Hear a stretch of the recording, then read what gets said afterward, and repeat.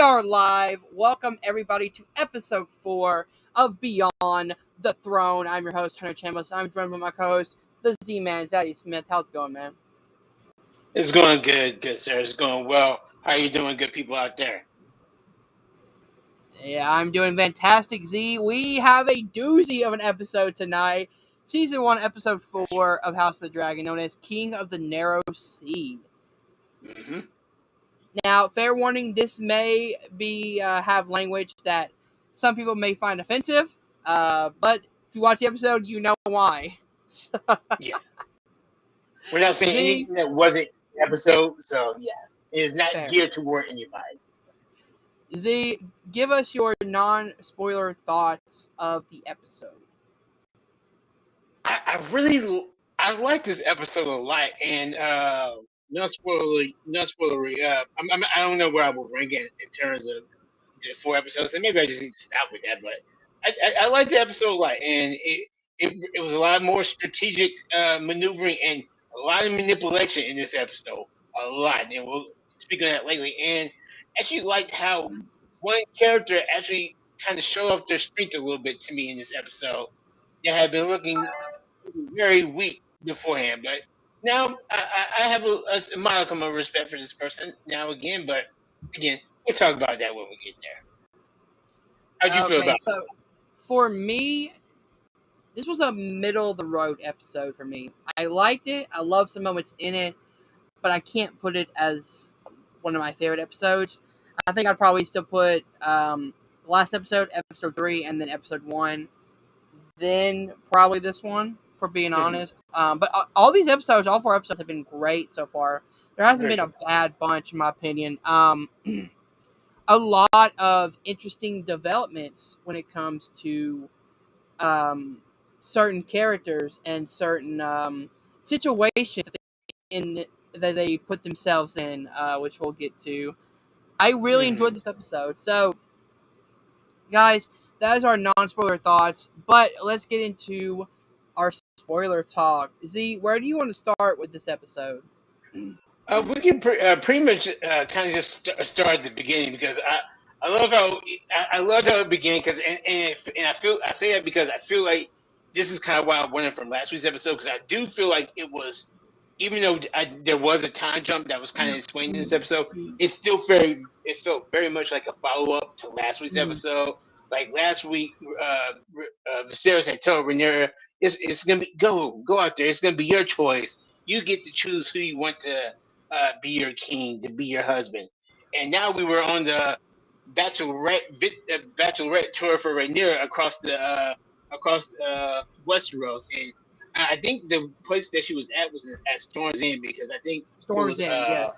Yeah, Bormund Baratheon that was sitting next to her, but she pretty much had like a line of suitors waiting for like just wanting to hopefully get her audience and hopefully she could wed them. Even this dusty old grandpa that.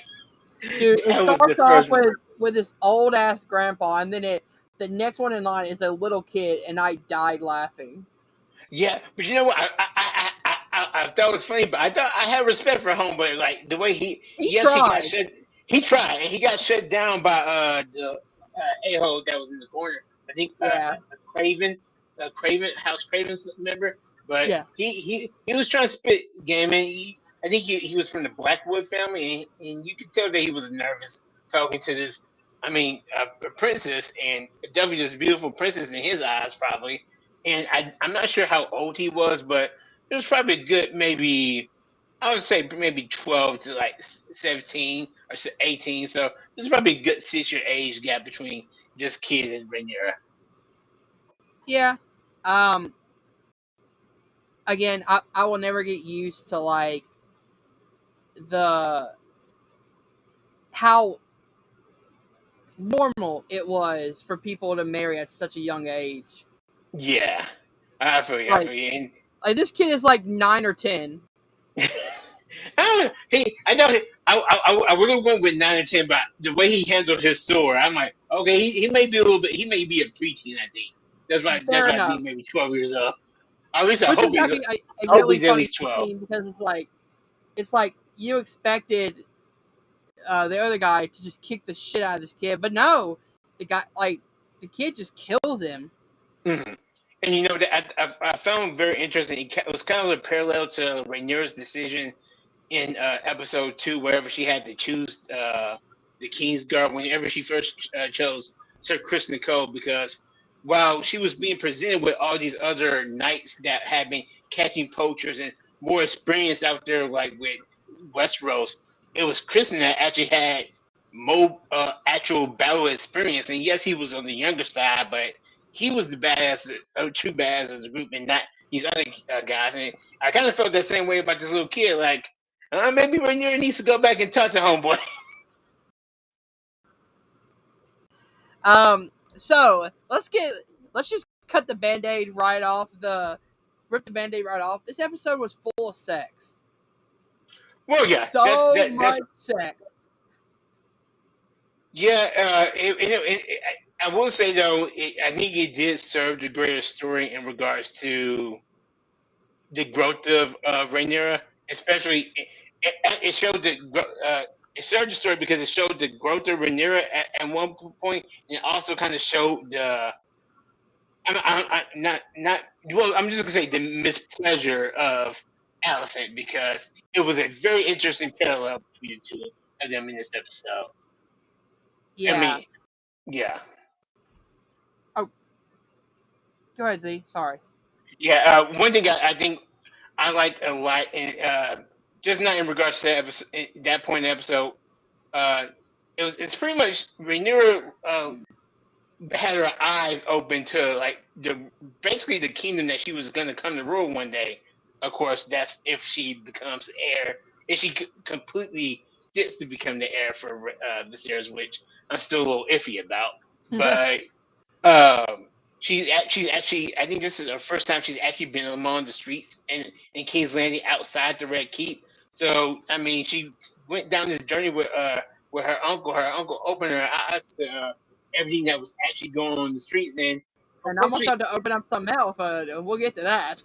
Yeah, these got definitely a little bit creepy, but well, I say creepy. I say creepy, a little bit disturbing in regards to the fact that I felt like they were so close, but then at the same time, there was something in that very first scene from episode 1 with the two of them that kind of felt.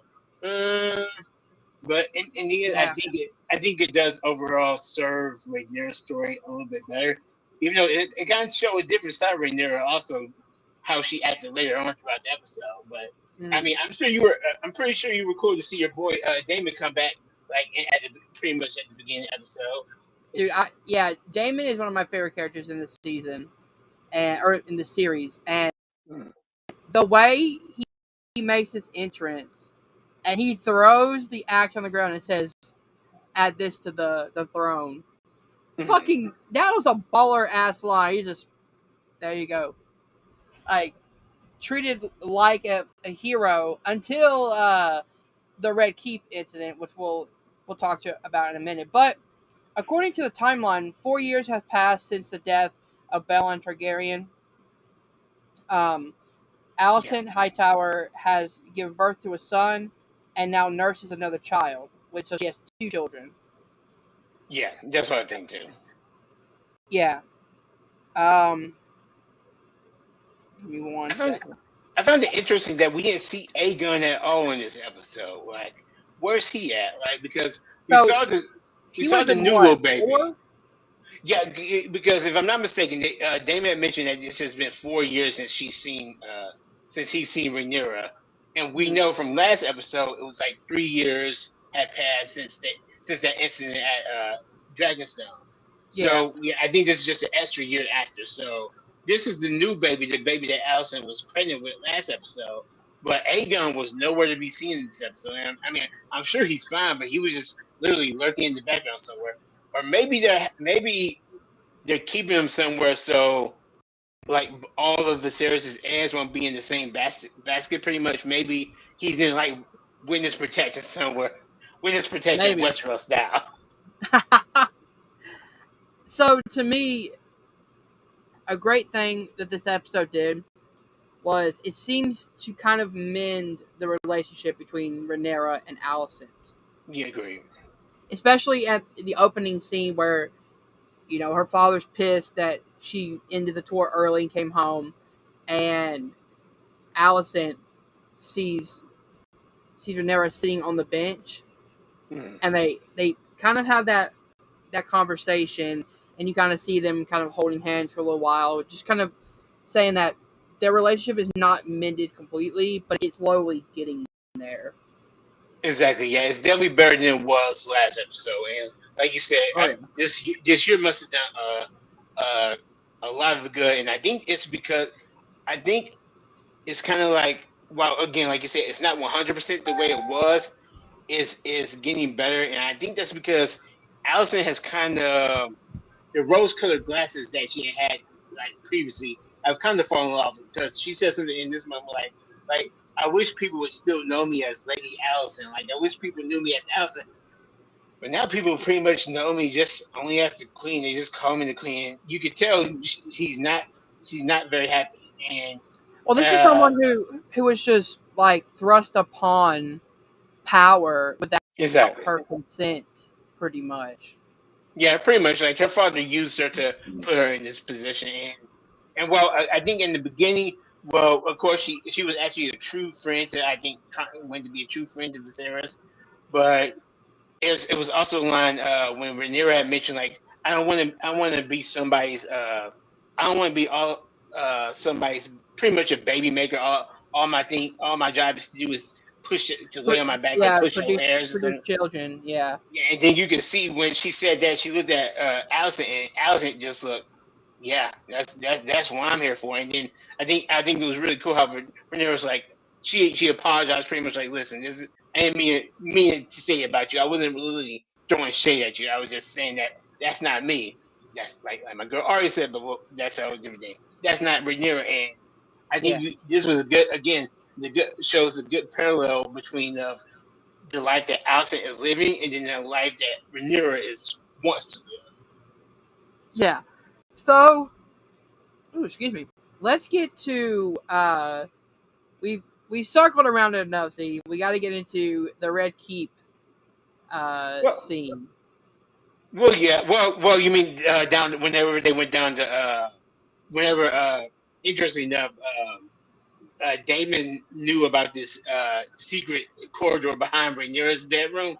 Yeah, I don't know how, but maybe it's because Damon was raised there too. Maybe that used to be Damon's room, whatever. But he pretty much like Damon was uh, a troublemaker then because he knew all the all the exactly. side streets. And I thought it was also pretty funny. Look kind of how he met Rhaenyra. Like she was dressed up like a boy, and he had dressed up like a boy, and he over here looking like an assassin from Assassin's Creed, like Yeah, had the hood and cloak.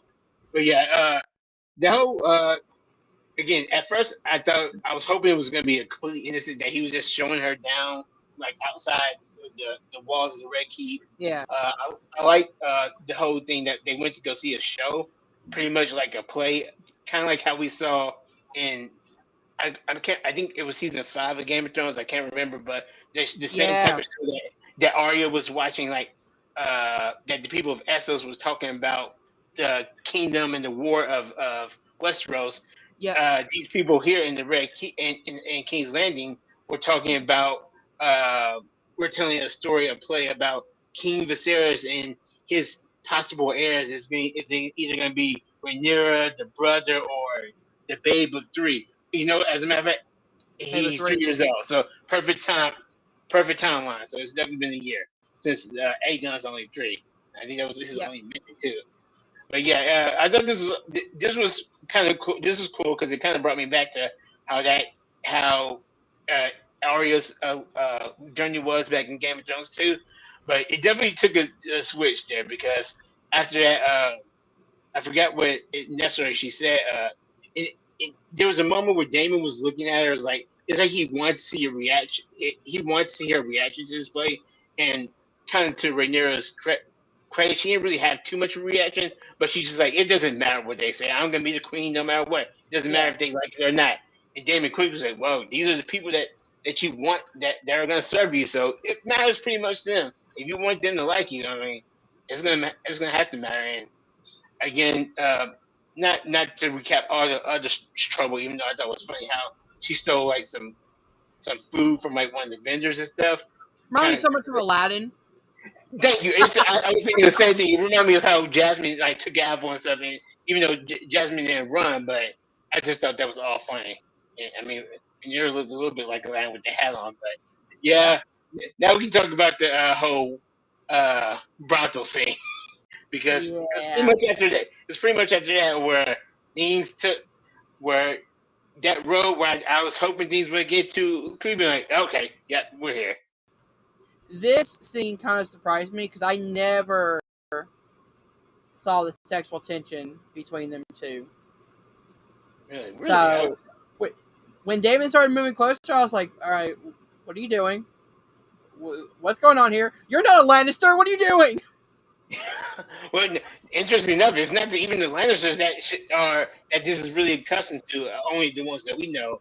But like when I saw it happening, like again, whenever I saw him take her like Peter out to see, I was hoping it was gonna be innocent, but I was kind of at the same time wondering like, I don't. Hope it just doesn't go where I think it's gonna go. And also, this is what I wanted to mention last week. Since I saw the preview from last week, Mm. there was a moment in the preview where you could see somebody's hand being pressed up against the wall, and it was two white hands, and it looked. I was thinking, okay, maybe this is Rhaenyra and Alice's hand because I was literally trying to do my detective work. I'm like, okay, this hand has a ring on the middle finger. Okay, Yeah. I see Allison has a ring on the middle finger, but technically Allison only has a ring on her ring finger. Like, okay, so it's not Rhaenyra and Allison because, of course, we just to get the cat out of the bag. There's nothing that's going on between Rhaenyra and Allison. This episode pretty much proved it, but I was still thinking, okay, maybe that's who it is. I remember thinking I hope it's not Rhaenyra and Damon last Yep, episode. it is. I really hope it's not. And lo and behold, like you said, it was. Because I knew there was going to be some type of rumor, and this is one of the reasons why I didn't watch the preview for next episode because I knew it was going to be some type of disastrous rumor that was going to be spreading around King's Landing. So that's what I was thinking. Okay, it could either be Rhaenyra and Alicent because she shouldn't be messing with the Queen like that, or it could be Rhaenyra and the King's brother, which is not a good thing either. But I guess thankfully he stopped it in a way. But and also I wonder if that was his plan all along. You know what I mean? Because what do you think about it? So this was weird. I think his intent was to go all the way, but when he saw how receptive she was to it, it kind of scared him, and he backed off because maybe he wasn't expecting her to be so okay going that far with it. Mm-hmm. Maybe his plan was just to see how far he could take it, and maybe when he saw that it was going to go all the way, it kind of and he left. I can see that. I could definitely believe that because part of me feels like I can see what you mean by that because I was thinking as like he really wanted to get her notice around in the Bronto and stuff because as it's pretty much it's no secret who has silver hair that runs the city because he took off the hat like and let her hair down like almost as soon as they got in the Bronto. So it's to let everybody know, look, hey, look, Rhaenyra's here, and I do think that I think he wanted just to tease. Think he wanted to tease her, and then he was willing. I don't know if he wanted to go fully all the way, but the way that I think it was the fact that, like you said, because she was so perceptive, that maybe he thought, okay, maybe I shouldn't be quite doing this yet, or either maybe this is not going to my control. This is not the way I want it to go. So Yeah. that's why he put the brakes on it. The only thing I will say against that is it would make no sense for him to do that because To do what?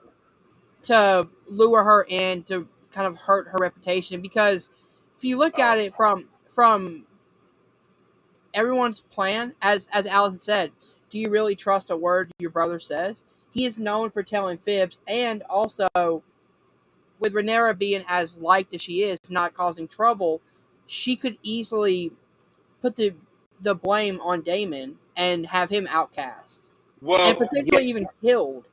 Well, that's possibly true, but like she said, I was about to call him Patty. Like Sarah said later, it's like it's not the truth that matters; it's only the perception of the truth. And once that word gets out there in King's Landing, it could be very disastrous Yeah, but for Rhaenyra. And all Rhaenyra has to do is say that she was coerced. As she said in this episode, she was coerced into doing it, as she tells Alicent. So she has Alicent believe in her, which is actually very powerful to have the queen on your side. that's true. But her dad, I'm pretty sure her dad doesn't quite believe her, especially Yeah, but given what as long as he. Alicent believes her, the king will.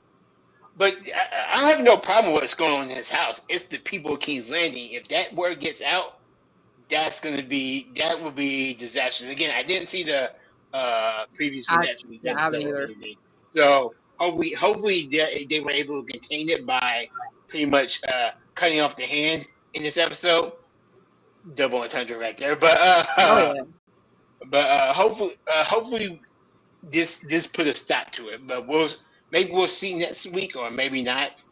And Yeah. it probably depends on how far we're jumping into time next week because I'm pretty sure we're not too.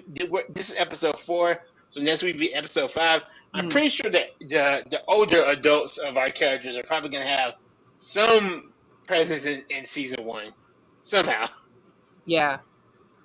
How far So we're going to get into it. we also find out that the king is pretty much taking that freedom away from Rhaenyra, saying that she will marry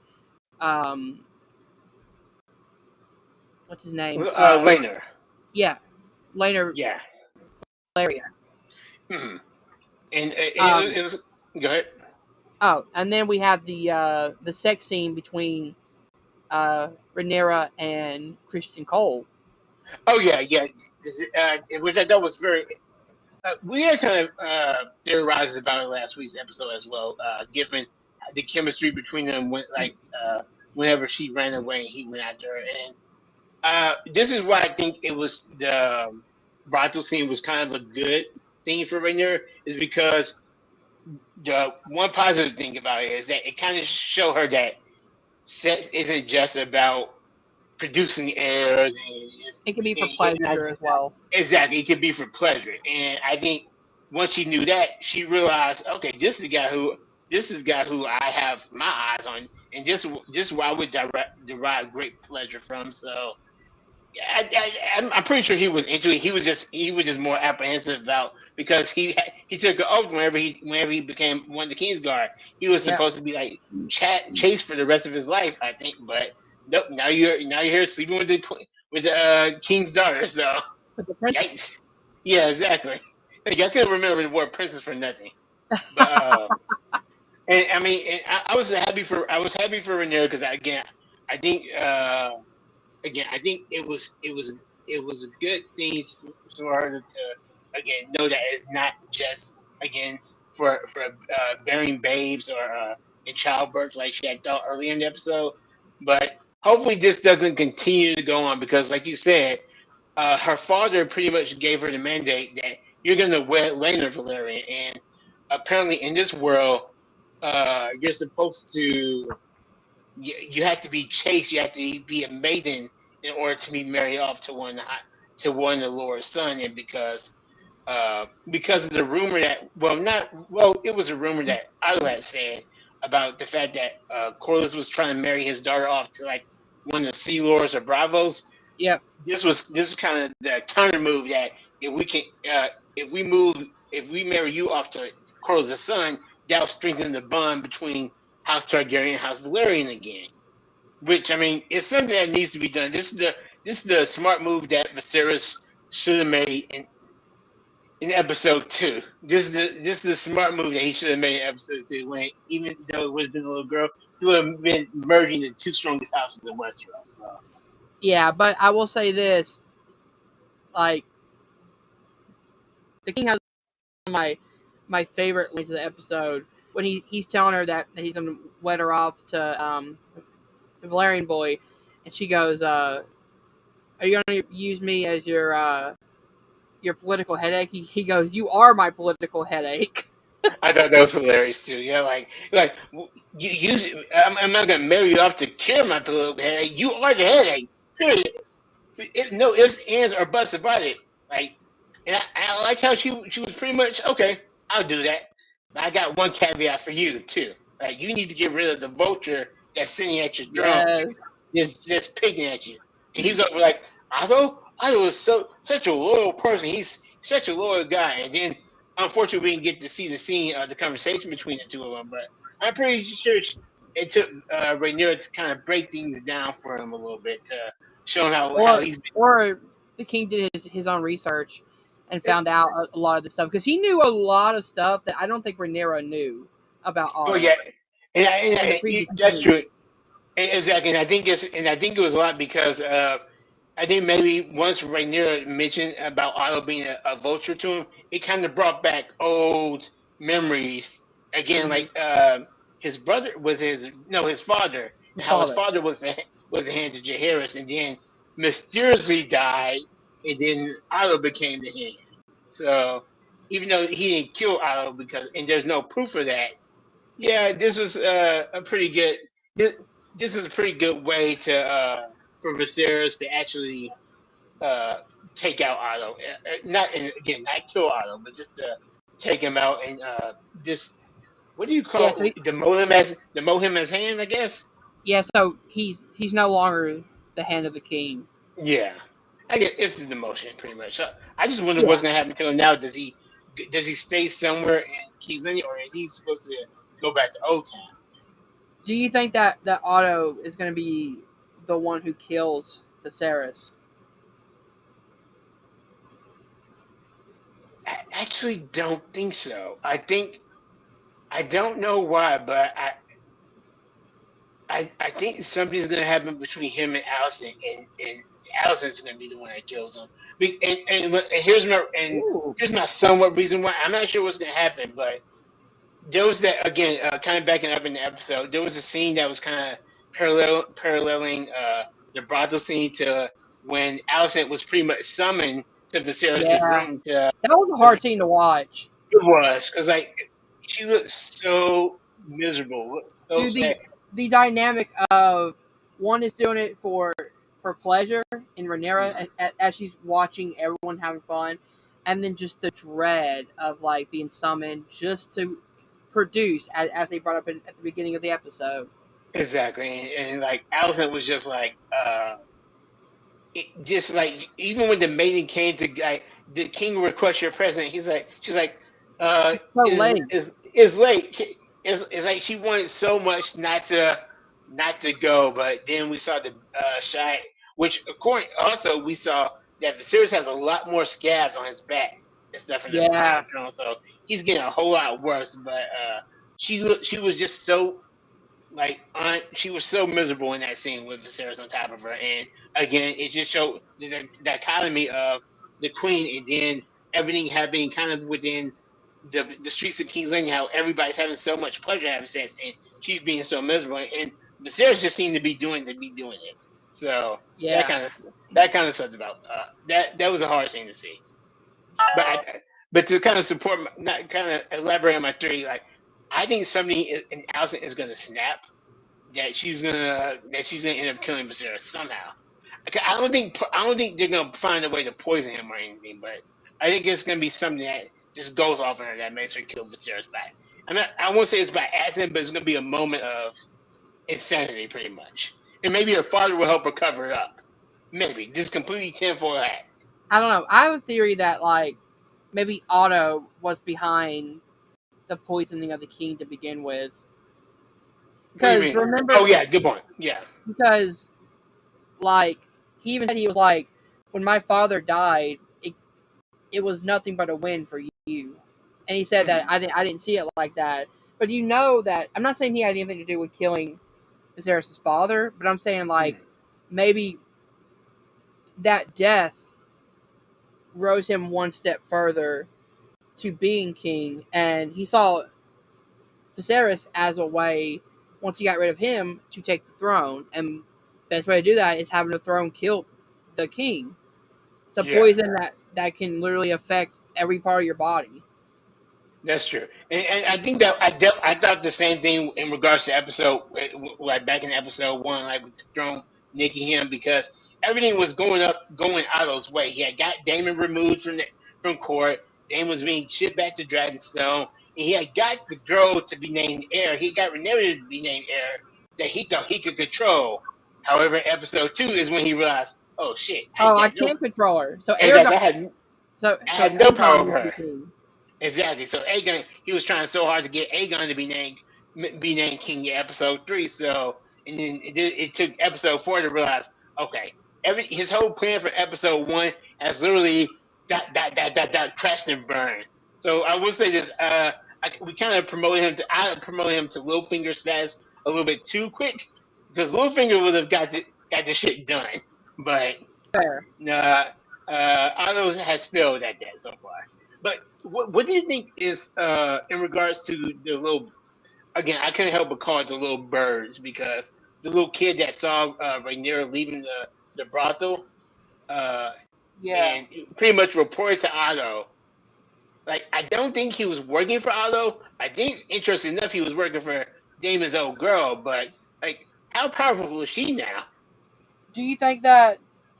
Because it is weird that the first person the boy goes to is Otto. Do you think that maybe Otto and Damon's wife maybe have a pact going on now to seize the throne? Because maybe she sends Damon to King's Landing knowing exactly what he's going to do. So they have Otto have spies just in case they do bring um, Damon does bring Rhaenyra. Maybe Damon wasn't behind it all along. Maybe it was his wife who knew exactly who Damon was. Yeah. And Well, I think you bring up a good point, and because I don't even think they never got married. I think because the way that he was when he was drunk, he just called her a whore and stuff. But she's definitely not a whore. And, like, she has more power than that. And well, she was a whore. She's not a whore oh yeah, anymore, is what you said. yeah, I'm not even sure how much she was then too, because somebody had to tell. You know what? You're exactly right. In episode one, somebody told Otto about the fact that Damon called Balon the heir for a day, and Who, now we see who would have known that? exactly. But well, everybody in the bottle would have, but nobody would have told. We never knew who could have possibly told Otto at that point. But Now we now, do. exactly, given the fact that the little boy, the little kid was going between them because, and then I also mentioned this is a contact. I have to keep my sources privileged, King. Like they've never led me astray before, so I think you're right. They've had a long working connection. Yes. Yeah. We have cracked the code, Z-Man. Very much so. Yeah. So Otto and Masori have been working together the whole time, I think. Yep. I definitely can see that happening. We do have to get to this line real quick because I do find this very interesting. Alicent talking to Rhaenyra saying, "You Targaryens do have queer customs." Yeah. I mean, does this kind of point in the direction we've been saying, like maybe she is bisexual? Yeah, but in this case, like, there's been nothing. I definitely don't think there's anything going that's happening anymore between Allison and Rhaenyra. Like, I think it's just been completely a friendship thing. And in this way, I think she was just. I think she was more using the word queer as in the fact of the incest way that the Targaryens had, pretty much because I think Viserys's parents are brother and sister anyway. So so Yeah. I think when she said queer, she was mentioning more about like how Maybe I was looking they have the way for to that. sleep with each other. What you say? I said maybe I was looking too far into that, but also like the look on Rhaenyra's face as she saw what was going on, like seemed like she kind of goes both ways. She was looking at the girl, she was looking at the guy, she was, you know what I'm saying, like. Well, yeah, and yeah, I would definitely wouldn't be surprised if Rhaenyra still is bisexual, but I just don't think there's anything anymore that's happening between her and Alicent. Yeah. between her and Allison. I think that speculation is pretty much Damon gone now. Damon buried. Yeah. Do But yeah, you think the Civil War of the Targaryens is not going to be Daemon versus Rhaenyra, but Daemon and Rhaenyra taking on the king? Because the king seems like he's making a lot of bad decisions on both ends against Rhaenyra and Daemon. well, yeah. Even though I actually think this is the most I've besides the scene with him and Allison in bed. I think this is kind of the scene that showed kind of the most strength of the series because I appreciate it so much like when he put his foot down. Listen, you ain't got no more choice. You're about to marry Leonard. Period. No ifs, ands, or buts about it. You're gonna Yeah. marry this kid. You're causing me such a headache. You're being such a pain in my neck. So I'm gonna marry you off to the son, to Corliss's son, and that's gonna be the end of it. You're gonna string in our house, and that's it.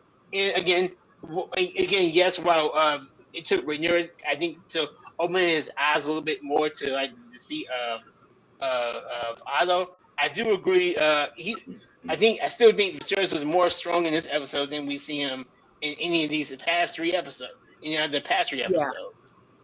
So So that was a nice change of pace. yeah. So to me, everyone thinks the Targaryen Civil War is between Daemon and Rhaenyra, which it still could be. But to me, I don't see how they're going to hate each other so much to go to war against each other. Because you Yeah. can clearly tell that Daemon loves Rhaenyra, and you can tell that Rhaenyra loves her uncle. Maybe not, in the sexual way, but, just this is my niece, this is my uncle type way as well. Yeah. Because she's even wearing the necklace that Daemon gave her in episode 1 as a token of appreciation. So that shows that there's some sort of connection there. I don't see in the next 5 episodes or whatever that something's going to happen that makes them battle. What I can see is they're planting seeds of tension between the king, Daemon, and Rhaenyra. Mm-hmm. And maybe the king goes one step too far. Maybe he banishes Rhaenyra to Dragonstone, and because of her wicked ways or whatever, maybe she goes one step too far, and now you have a scheme between Daemon and Rhaenyra and their dragons versus the king and his dragons. Yeah, and I think you kind of hit the nail on the head for me, and at least in my theory, I think it's gonna be. And again, we might not see it next episode, but probably soon. But I think the damage that was done, that was kind of caused in this episode with the whole with the one person hearing the rumor, knowing the rumor. I think it's gonna eventually get around town and possibly outside of King's Landing, which is going to cause Viserys to eventually kick Rhaenyra unnamed out. Rhaenyra. Either banish Rhaenyra or unname her as his heir, and that's going to be the thing that kind of causes strife. And then again, I don't know how, but again, that's how Aegon is going to be pretty much become king, or until he's of age, Alicent is going to become queen. And I think I said last episode, maybe I think Alicent was going to be maybe at the end of the season. I think Alicent is going to be the one that's sitting on the Iron Throne as a See, Hightower. But that's where you and me differ. I feel like the end of the season is going to be Rhaenyra as queen and Daemon as her hand. that would be cool. That would be very cool to see. That and I just wanted. Daemon's whole gripe with the king is that he never made Daemon hand, his brother, someone he could trust. But if Rhaenyra does become queen, and maybe that's why he showed her this is what the people think of you. Maybe you can change their minds. If you have someone with war experience like Daemon, and someone who is strong as a queen in Rhaenyra, they're going to work perfectly together. But yeah, you know what? This episode showed me kind of how chaotic Damon is, and kind of showed me, even though I don't agree with Otto from like how he was how he mentioned that Damon's gonna be a second Magor in episode 1. Like he's gonna be nothing but a battle hardy. He will be nothing but a battle hardy heir if he stays Viserys. But like Damon caused a lot of chaos in this episode, and again, part of me thinks he won it, and I say it because of his last scene in the episode. He's like, when Viserys has him pinned to the ground, he's just drunk out of his mind. He's like, "Yo, I don't care. You shouldn't care like what the people say about Rhaenyra. You're the king. You can wear her off to whoever you want to." And he says, "Well, you know what? Wear her to me." And I think Viserys kind of put it together. At least this is what I thought as well. Like, okay, so he wants you. He wants to marry Rhaenyra because so he would be king to Rhaenyra's queen. Whenever he lost the throne, he lost the throne as heir. But if he becomes Rhaenyra's husband, he'll be the king. I think it's like called a king consort or something like that. While Rhaenyra is queen. Okay, I mean, I didn't see it that way. I saw it more of like Damon is someone who doesn't want to marry. He just wants to fuck around. I mean, he's young enough now where he literally just wants to fuck around. I don't see Damon as, and this, I could be proven wrong. I don't see Damon as someone who like Otto Hightower who thinks 5 steps ahead, where he's like, I'm gonna do this, this, this, and this, and this. I think he goes on the fly, where he's just like, I'm gonna do this, I'm gonna do this, I'm gonna party, I'm gonna have fun, I'm gonna go to war, etc. I don't see him as someone who thinks, okay, I can get her to here, I can do this, I can do this, I can do that. Oh no, I'm not giving Damon that much credit. No, he's not. He doesn't think. He doesn't think Littlefinger like, or even Otto like that. I think he's a very spontaneous character, and then but when he sees the opening, he kind of goes for it a little bit. I think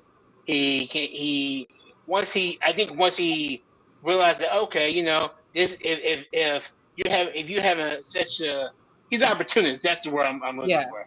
Like, okay, so if you think if you're gonna have a problem with marrying Rhaenyra out, just marry her to me. And it's like he does. It's almost like in my eyes, he did like a little side. He broke the fourth wall, did a little wink. He's like, marry her to me. Wink. Yeah, exactly. Say. Viserys like, no. Oh, so you just want my throne. You don't even want Rhaenyra or anything. You just want my throne. I still, we're saying all that. I do think he does have some genuine feelings for his niece. He genuinely loves her. I just wonder, is his love for his niece stronger than his ambition to become a king? I actually think it is, because remember back in episode 1, no one knew that Rhaenyra was going to be queen or heir to the king, and even then you could see the love he has for his niece. Even giving her the necklace as like a peace offering, saying like, have this to remember me by in case I don't make it home. So I feel like his love for his niece is it's not gonna be as powerful as his nose for the throne. Yeah, and see, I think what I agree with you in the beginning. I think it was like his love for his niece up here. The ambition for the throne was right here because again, he didn't have to worry about the throne. He was already the heir at that point. But I think little by little, it's kind of he wasn't. He wasn't the heir at the time. Yeah, remember, he was Viserys' heir before Rhaenyra got named heir. Well, because there were no male heirs at the time. I thought. Well, I guess you're right. He was going to be heir until Rhaenyra got named. Okay. Yeah, exactly. Yeah, and like I think after that, it kind of like it started creeping up a little bit. And even in episode 2, he had the opportunity to kill Rhaenyra if he wanted to, and pretty much become the heir again, even though it wouldn't have worked out that way. But again, he loved his niece, and he just gave her the ad back and stuff. But I kind of worry I wonder if it's still going, if it's going to even out, or if it's going to his ambition is going to oversee his love. But part of me doesn't think it will, because again, I've seen future glimpses and stuff of like thanks to previous trailers. But we'll see how much your relationship changes within the next couple episodes. Hopefully. Yeah. So I'm going to stay with my theory of the Targaryen Civil War is going to be Rhaenyra and Daemon teaming up to go against the king. Maybe it's Rhaenyra who kills the king. Ooh, that would be very interesting. That'd be very interesting if Rhaenyra's maybe she has to kill the king. Maybe she doesn't want to, but maybe she's forced to. I can see that. If she ends up being if she has to do like a kind of a Jaime kind of thing, has to take out Viserys for the good of the realm, because something's happening to him, and this poison, whatever's happening, like I don't think it's just the cuts, or like it's just not because of the cuts, but there's some type of poison in Viserys that is really slow acting to him. That's like Yeah, been affecting him throughout these past 4 years, and I think I do wonder eventually if it's going to affect his mind, like if he's going to go crazy, kind of like Eris did. that, that's what I'm wondering too, because maybe that's what caused Aerys to become the Mad King. Maybe it Exactly. wasn't just he wasn't just a tyrant. Maybe he was, slowly just the control of power got to him, or Yeah, maybe he was just poisoned. Maybe the Targaryens is literally being poisoned by the throne. that's true, and it very well could be. And that's one of those things that again, if we ever get more episode, get when we get more seasons after season 2, hopefully we will dive deeper into like the Targaryen dynasty, pretty much, or the Yeah. So, House of the Dragon, literally. oh yeah. So I see more of like the king has to die by the end of the season. I think so too. Right. Yeah. So I see one of two things happening: either your theory of Alicent being queen, but only because Viserys tells her to kill him because the poison's already taken over his body anyway, and he wants someone who loves him to kill him instead of a Mhm. disease, or the Targaryen civil war between Daemon and Rhaenyra and the king, and maybe the king tells Rhaenyra to kill him because again the poison is going to kill him eventually, Mhm. and if it's by poison, nobody knows she's going to be uh, king. So maybe he tells Rhaenyra, "Kill me, you take the throne," and then in return, Rhaenyra gives the hand to Daemon. Maybe so. Yeah, I think the good thing about the show is so far, I think we could go any way with this show right now. Mm-hmm. Again, we to anybody that's out there yelling, we know what happens. We don't know. We We don't never read know. the books. No spoilers. No need to get all up in arms like that's not what happens. No, we don't know. We want to just stay as clear as possible until we get to episode We 10. are idiots right now. So Exactly. let us leave us. Let's be dumb. We want to take it week by week. Even though I will say I'm about to after we get done with this episode, I am going to watch the preview for the next week's episode because I just been like, oh my god, I want to know what happens. I want to know what happens. See, And I I'm the opposite. I do not know. I do not want to know what the hell is going on. So, yeah, it just builds up my anticipation for it more. Like, oh my god, I can't wait. oh yeah. So I don't think we missed anything. We hit the major points. I'm Yeah, pretty I think sure. that's the thing about this. I agree. I think the major we pretty much hit the major talking points of this episode, and it's I don't want to say again. I like the episode. I think this in episode 3, I kind of put them together again. While there's only been a year time jump, I feel like this is more of a setup episode of things to come. It's kind of like Yeah. how of how things to come and what's going to be the eventual not enemy of Westeros, but what's gonna because we had the craft here, but I think this is gonna serve the story in seeing in spreading like how the other houses and the other betterment of the King's Landing are going to react to stuff. So that'll be interesting because I don't even though we know it's leaning towards the Targaryen civil war.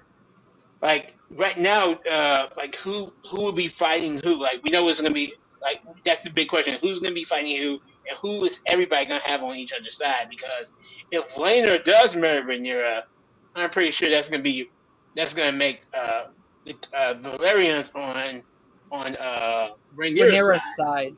And then, but however, the Bannermen that are loyal to the king, like the Stars and the Baratheon, they're still gonna have to fight for the king. So it's very interesting. I'm very I am intrigued to super see where we're excited gonna for go. episode 9. Exactly. Oh yes, episode 9 is where it's at. So episode 10 is gonna be a calm to the storm, but episode 9, I'm ready to see where we're going. Oh yeah. So yeah, a very good episode. I still think episode 3 is one of my favorites so far. Like just the battle, the political intrigue, everything in the episode worked very well. There wasn't a lot in here that was bad. Yeah. Um, Yeah, I can't think of anything negative about any of these episodes. No, I feel like this was a very quick episode too. Like, and Yeah, even though I think it it went was the by same, very quick. it went by very, very fast. I don't think I think it's probably the same time, but it just went through, and I think that's because it kind of happened over the span of pretty much one day.